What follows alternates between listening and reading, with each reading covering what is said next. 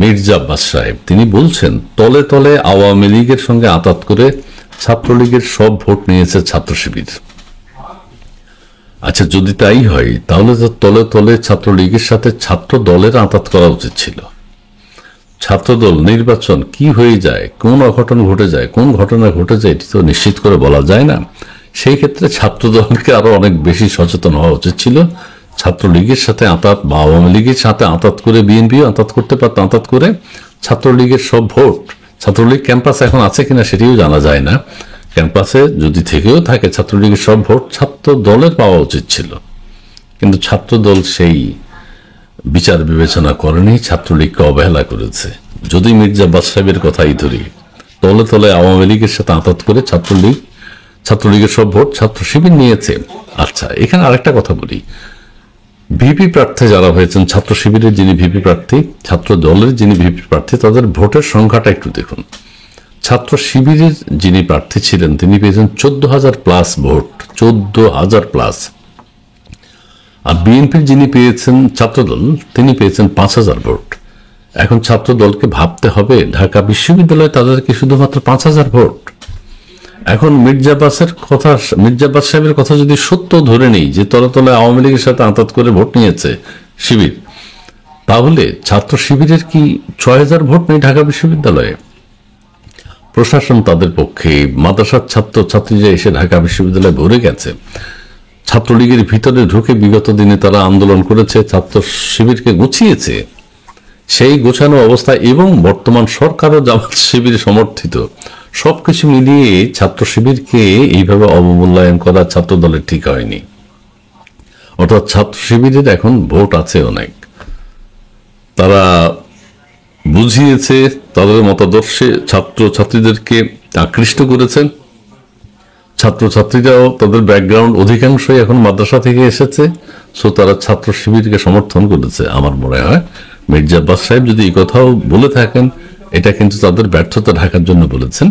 ছাত্র দলের কি ব্যর্থতা ছিল, কি করা উচিত ছিল তাদের, সেটি এখন এই মুহূর্তে ভাবা উচিত। তবে বাংলাদেশের জন্য অশনি সংকেত, স্বাধীনতার পরে এই প্রথমবারের মতো ছাত্র শিবিরের ব্যাপক সাফল্য, এটা কিন্তু ভালো এক্সাম্পল না। ছাত্র শিবিরকে অভিনন্দন জানিয়েছে পাকিস্তান জামাতে ইসলামী, এটা কিন্তু ভালো লক্ষণ না। আগামীতে এই সরকার, এই সেনাবাহিনী, এই পুলিশ বাহিনী, এই প্রশাসন, যারা যে অবস্থায় এখন ভালো আছেন, তারা প্রত্যেকে চাইবে জামাত যেন ক্ষমতায় আসে। জামাত যদি ক্ষমতায় এসে যায় আগামী জাতীয় নির্বাচনে, তাহলে এই বর্তমানে সেনাবাহিনীতে, প্রশাসনে, সরকারে উপদেষ্টা, প্রধান উপদেষ্টা সহ যারাই আছেন তারা প্রত্যেকে সেফ এক্সিট পাবেন। সো তারা আপ্রাণ চেষ্টা করবে শিবির যেভাবে বিজয় অর্জন করেছে জামাতে ইসলামীকে সেভাবে রাষ্ট্র ক্ষমতা প্রদান করার জন্য। সো এই মুহূর্তে প্রয়োজন স্বাধীনতার সপক্ষের যারা, অখণ্ড বাংলাদেশের সপক্ষের যারা, তাদের প্রত্যেকের ঐক্য। যেখানে এই ডাকসু নির্বাচনে ব্যর্থতার পরিচয় দিয়েছে ছাত্র দল, ছাত্রলীগের সাথে আঁতাত করা ছাত্র দলের উচিত ছিল, আওয়ামী লীগের সাথে আঁতাত করা বিএনপির উচিত ছিল। বিএনপি কিন্তু আওয়ামী লীগকে যেন নিষিদ্ধ না করে সেটির প্রস্তাব দিয়েছে যে কোনো রাজনৈতিক দল নিষিদ্ধ হোক, এটা আমরা চাই না। রাষ্ট্রপতিকে অপসারণ করা হোক, সাংবিধানিক ঝামেলা দেখা দিবে, সেটা আমরা চাই না, এগুলো বলেছে। তাহলে বিএনপির উচিত ছিল ছাত্রদল আওয়ামী লীগের সাথে আঁতাত করা। কিন্তু বিগত 1 বছরে বিএনপি কিন্তু আওয়ামী লীগ ছাত্রলীগকে ছেড়ে কথা বলে নাই। এই বিপদের মুহূর্তে বিএনপি কিন্তু অত্যাচার, নির্যাতন, মামলা, হামলা, খুন আওয়ামী লীগ ছাত্রলীগের উপর বেশি চালিয়েছিল।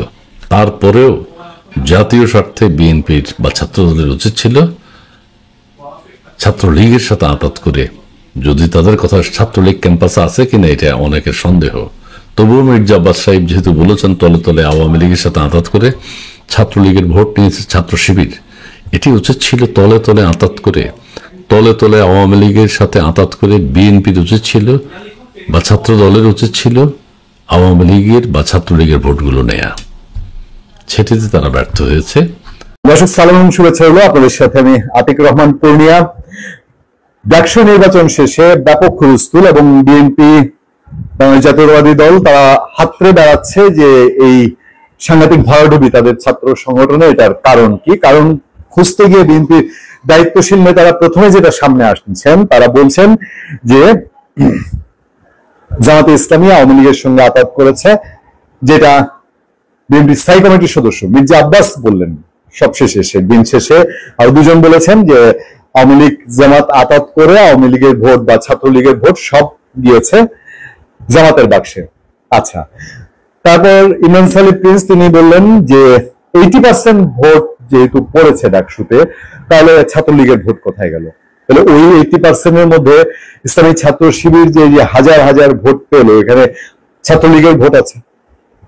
সেই কথা ইমরান সালিম প্রিন্স প্রশ্ন তুললেন। তার আগে BNP vice chairman Asaduzzaman Ripon তিনিও প্রশ্ন তুলেছেন, তিনিও বলছেন যে ছাত্রলীগের ভোট ইসলামী ছাত্র শিবির পেয়েছে, আর না হলে এত ভোট পাওয়া ইসলামী ছাত্র শিবিরের জায়গা নেই। আচ্ছা ঠিক আছে, এই জায়গাটা আমরা যদি ধরে নেই যে হ্যাঁ নিশ্চয়ই ছাত্রলীগ সমর্থিত ভোট আছে, এর আগেও আমরা এই আলাপ আলোচনা করেছি যে যদি সারা বাংলাদেশে বলা হয় যে 2-3 কোটি ভোট আছে বা 30% ভোট আছে, তাহলে ঢাকা ইউনিভার্সিটিতেও যদি ওই 40,000 ভোটের মধ্যে 30% ধরা হয়, তাহলে তো 1010 ভোট হয়েই যায় কোনোভাবে। সেই ভোটটার মধ্যে যদি কাস্টিং হয়ে থাকে সেই 10,000 রেশিও অনুযায়ী 80% কাস্ট হলে 8,000, সেই 8,000 ভোট কি তাহলে ইসলামী ছাত্র শিবির পেয়েছে কিনা? আমরা এইভাবে যদি ধরেও নিই, ধরে নিলে কিছু প্রশ্নের উদ্রেক হয় কিনা, প্রশ্নগুলো যদি আমি খুব সরল দৃষ্টিতে তুলি। ধরেন গত কিছুদিনে আওয়ামী লীগের সঙ্গে আঘাত বা আওয়ামী লীগের সঙ্গে যোগাযোগ, এইসব অভিযোগে বেশ কিছু গ্রেফতারি অভিযান হয়েছে। আপনার মূলত গত 28 আগস্টে এই মঞ্চ 71 নামে যে সংগঠনটি, সেই মঞ্চ 71-এ ঢাকা রিপোর্টার্স ইউনিটিতে যে প্রোগ্রাম, সেই প্রোগ্রামে বলা হচ্ছে জামাত সেটা লিড করেছে। যে জামাতের মহানগর একজন নেতা ছিল, সেখানে মব তৈরি হয়েছে এবং সেখান থেকে লতিফ সিদ্দিকী, তারপরে হাফিজুর রহমান কার্জন, শেখ হাফিজুর রহমান কার্জন, তারপরে আরো বেশ কয়েকজন মুক্তিযোদ্ধা এবং মঞ্জুর আলম পান্না সাংবাদিক, তাদেরকে গ্রেফতার করা হলো পরবর্তীতে। এবং এরপরে একই সূত্র ধরে সাবেক সচিব আবু আলম শহীদ খানকেও গ্রেফতার করা হলো। তো এই যে আওয়ামী লীগের সঙ্গে আতাতের একটা সন্দেহ অথবা অভিযোগ অথবা গোয়েন্দারা কি পেয়েছেন এখন পর্যন্ত আমরা জানি না, সেই জায়গা থেকে তারা বলছেন যে আওয়ামী লীগেরা নতুন করে আওয়ামী লীগ পৃষ্ঠপোষকতা করতে চেয়েছিল, এই জন্য তাদেরকে ধরা হয়েছে। তাহলে বিএনপি এখন যে অভিযোগটা করছে, এই অভিযোগটা আরো সাংঘাতিক। জামাতে ইসলামের সাথে আওয়ামী লীগের যদি আঘাত হয়ে থাকে, তাহলে জামাতে একই দোষে মঞ্চ 71 যে কারণে, তাহলে মঞ্চ 71-কে যেভাবে আইনের আওতায় আনা হয়েছে, জামাতে ইসলামীও কি সেরকম আনা হয়েছে বা বিএনপি কি সেই কথা বলছে? আচ্ছা, কেন বলছে না আমি জানি না।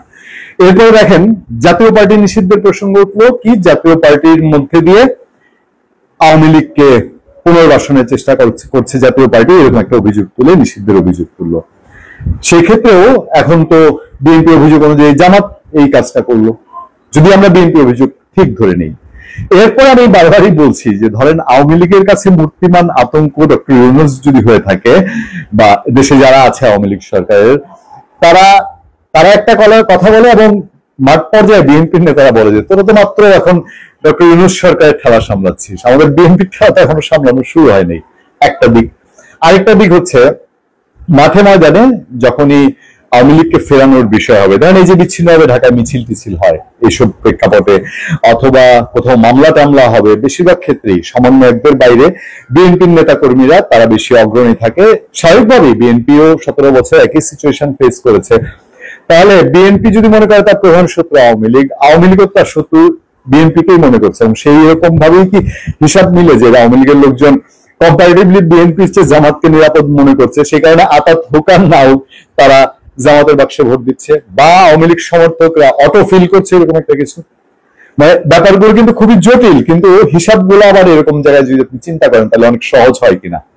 আচ্ছা, এবার এসে দেখেন যে আওয়ামী লীগের মিছিল টিছিল এগুলো হওয়ার পরে আওয়ামী লীগ নিয়ে গত 2 দিন আগে আমি আলোচনা করতাম, আমি নিউজটা দেখেছিলাম। আমি আওয়ামী লীগ কি করছে না করছে, আমরা যেহেতু একটা দেশে একটা সরকারকে আমরা মেনে নিয়েছি, যে কোনো ভাবেই হোক সেই দেশের আইন কানুন মেনেই আমরা আছি, আমরা সেইখানে যদি তারপরেও আওয়ামী লীগের প্রচারণা এগুলোর দিকে নাও যাই, আমাদের সামনে একটা খবর আছে। খবরটা 2 দিন আগের, আমি 2 দিন আগে আলোচনা করতাম এই ডাকসু নির্বাচনের ডামাডোলের মাঝে, এটা নিয়ে আলোচনা করা হয়নি। এবং খবরটা যেহেতু দৈনিক নয়া দিগন্ত সম্পর্কে আপনারা জানেন, আমরা জানি যে তাদের একটা আদর্শিক জায়গা আছে। অনেকে মনে করেন যে দৈনিক নয়া দিগন্ত জামাতে ইসলামীর সমর্থক পত্রিকা। তারা যে একটা ইনভেস্টিগেশন রিপোর্ট করেছে দুদিন আগে, সেটা দিকে যদি একটু নজর দিই, দেখবেন কিছু কিছু সিনারিও আসলে কোন জায়গায় গিয়ে দাঁড়াচ্ছে। আমি কোনো সিদ্ধান্তে যাব না, আপনারা বিবেচনা করবেন, এবং সেখান থেকেই আমরা বুঝতে পারবো যে দেশের রাজনীতিতে গভীর একটা খেলা চলছে। এই যে কোনো কিছু হওয়ার প্রেক্ষিতে আবার আওয়ামী লীগের নাম নেয়া, যে আওয়ামী লীগকে তো তারা বলছে যে ফিরে আসতে দিবেন না, কিন্তু তাদের আলোচনাতে এটাকে প্রাসঙ্গিক রাখা কিনা। আওয়ামী লীগের ভয়ঙ্কর ছক ব্যবস্থা নিতে উপদেষ্টা পরিষদের নির্দেশ, নয়া দিগন্তের রিপোর্টে আমি খুব আংশিক একটু জায়গা থেকে পড়ি। সেপ্টেম্বর থেকে নভেম্বর পর্যন্ত তাদের মিশন বাস্তবায়নে ভয়ঙ্কর নাশকতার ছক তৈরি করেছে। তারা রাজধানীর বিভিন্ন স্থানে প্রথমে ব্যাপক হারে ঝটিকা মিছিল দিয়ে মিশন শুরু করতে চায়, সেখানে আবার পয়েন্ট আউট করেছে কিছু জায়গায় পুলিশের মধ্যেও রয়েছে বিভাজন। গ্রাম থেকে ঢাকামুখী ঝটিকা মিছিলে নেতাকর্মীরা, বিদেশ থেকে অর্থায়ন করছে সিনিয়র নেতারা, অর্থদের বেশিরভাগই শিল্পপতি। প্রথম প্যারাতে বলা হচ্ছে প্রায় মাসখানেক ঝটিকা মিছিল থেকে কিছুটা বিরত থাকলেও সম্প্রতি কার্যক্রম নিষিদ্ধ আওয়ামী লীগ ও অঙ্গ সংগঠনের নেতাকর্মীদের ব্যাপক ঝটিকা মিছিলে অংশগ্রহণ লক্ষ্য করা গেছে। গত শনিবার রাতে আচমকা মশাল হাতে রাজধানী আব্দুল্লাহপুর থেকে সুইচ গেট এলাকা পর্যন্ত ঝটিকা মিছিল নিয়ে বের হতে দেখা যায়। গত শুক্রবার জুমার নামাজের পরে তেজগাঁওয়ের নাবিস্কো এলাকায় ঢাকা মহানগর উত্তর আওয়ামী লীগের ব্যানারে সম্প্রতি সময়ের সবচেয়ে বড় মিছিল বের করা হয়। একই দিন সকালে একই থানা এলাকায় জিএমজি মোড় থেকে কিছু লোক মিছিল করে। বিভিন্ন গোয়েন্দা সংস্থা, স্থানীয় সূত্র, আওয়ামী লীগ নেতাকর্মীদের সূত্র জানায় সেপ্টেম্বর থেকে নভেম্বর পর্যন্ত তাদের মিশন বাস্তবায়নে ভয়ঙ্কর নাশকতার ছক তৈরি করেছে। এই যে ইনফরমেশন গুলো এবং উপদেষ্টা পরিষদ তাদের নির্দেশনা দিচ্ছে, এই দুদিন আগের এই খবরের রেশ কাটতে না কাটতেই বিএনপি দেশের সবচেয়ে এখন ক্রিয়াশীল দলগুলোর মধ্যে, একটি ভাইব্রেন্ট দলগুলোর মধ্যে সবচেয়ে শক্তিশালী অংশ মনে করা হয়। সেই অংশকে ডাকসুতে, মানে একেবারে রাজনীতির প্রাণ কেন্দ্র, সেখানে চ্যালেঞ্জ করলো জামাত ইসলামী ছাত্র সংগঠন, ইসলামী ছাত্র শিবির। সেই প্রতিদ্বন্দ্বিতা হলো সারাদিন, মাঝখান দিয়ে আলোচনায় চলে আসলো এই নিষিদ্ধ ঘোষিত আওয়ামী লীগ। হিসাবটা আসলে কোথায়? নির্বাচন ঘনিয়ে আসছে, জাতীয় নির্বাচনের কিছু কি আজ করা যায়? ভালো থাকবেন, সুস্থ থাকবেন।